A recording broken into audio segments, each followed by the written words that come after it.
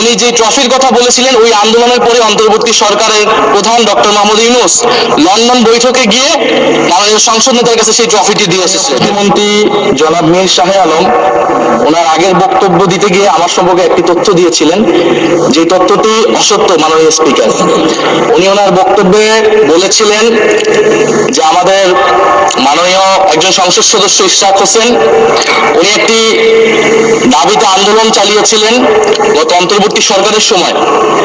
উনি শেখ হাসিনা সরকারের অবৈধ নির্বাচনের বৈধ মেয়র হিসেবে নিজেকে ঘোষণা করার দাবি জানিয়েছিলেন, এবং আমার যতটুকু মনে পড়ে এই আন্দোলনটি বা ওনার এই দাবিটি ঘটেছিল 2025 সালের মে মাসে, যেই সময়টা আমি অন্তর্বর্তী সরকারের কোনো অংশ ছিলাম না। আমি অন্তর্বর্তী সরকার থেকে 2025 সালের ফেব্রুয়ারি শেষ সপ্তাহে পদত্যাগ করেছিলাম।